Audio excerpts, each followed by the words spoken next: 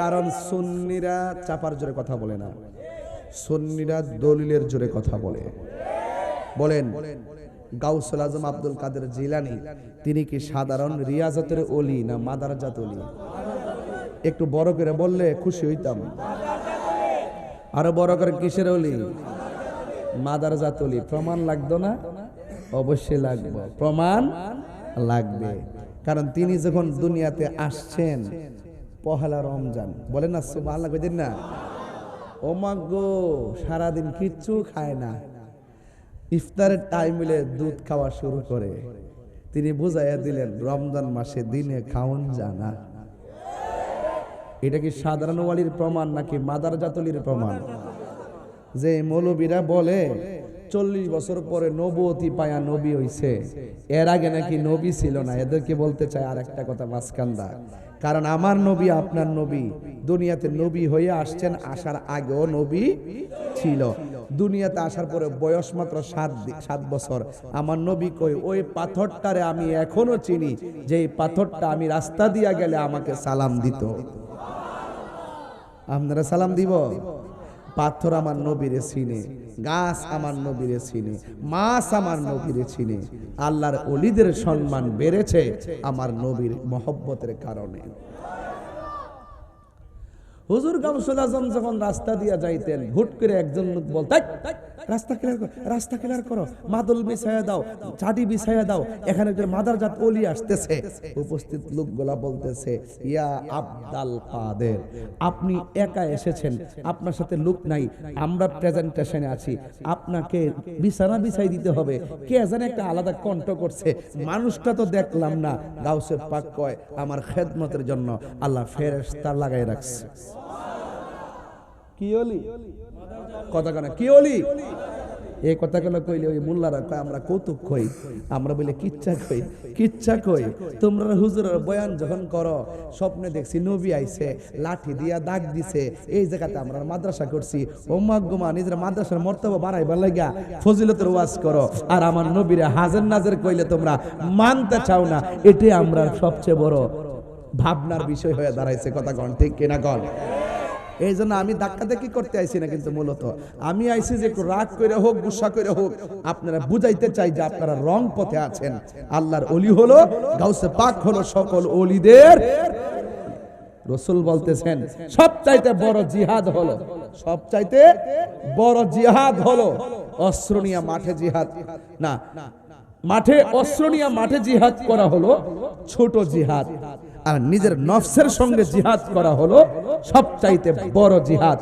গাউসুল আজম তখন বুঝা ফেলাইছেন, ও আচ্ছা আচ্ছা, তাইলে আমি গায়ের যে সাধনা আছে, এই গায়ের সাধনার আগে আমাকে রুহের সাধনা করতে হবে। জোরে কন্যা সুবহানাল্লাহ। ইয়া আইয়ুহাল্লাযীনা আমানু তাকুল্লাহ ওয়াবতাগু ইলাইহিল ওয়াসিলা।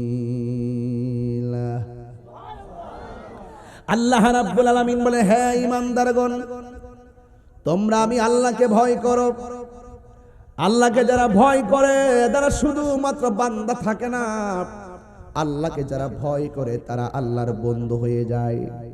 আমার হাতের মধ্যে একটা মদের বোতল আছে, রাতের বেলা ঘরের দরজা লাগাই আমি চিন্তা করলাম মদ পান করব। দরজা লাগাইলাম, জানালা লাগাইলাম, সব লাগাইয়া দিলাম, বোতলটারে ঠাস করে খুললাম।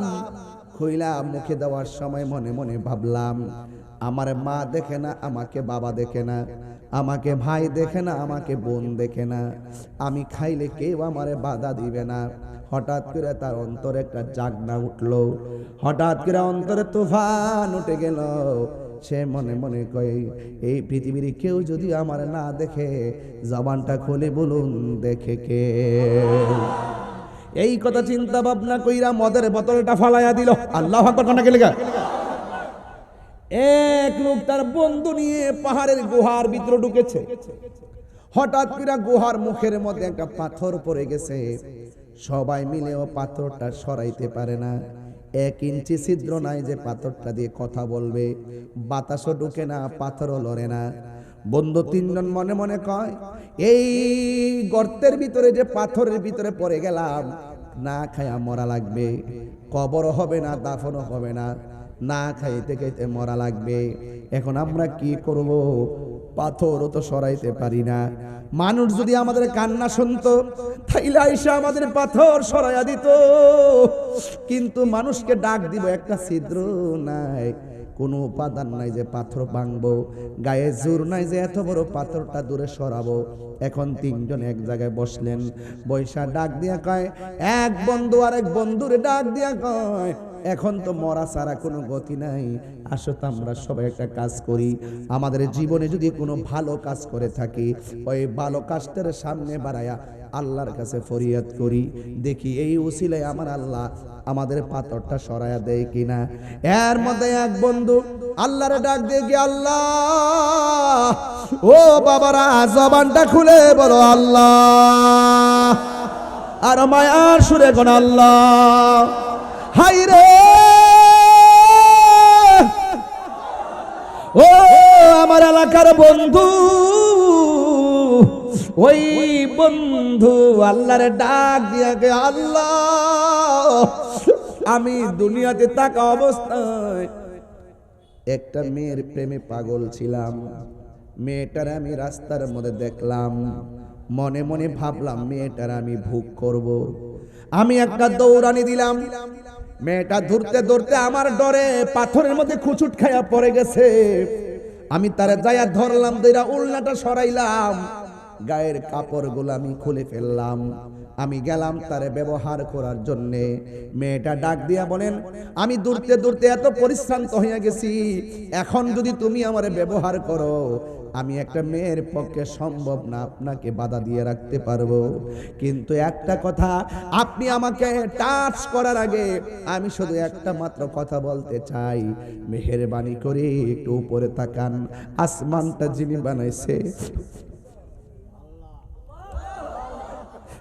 আসমানটা যিনি বানাইছে সেই আল্লাহর একটু ভয় করেন, আসমানটা যিনি বানাইছে সেই মহান রবকে আপনি একটু ভয় করেন।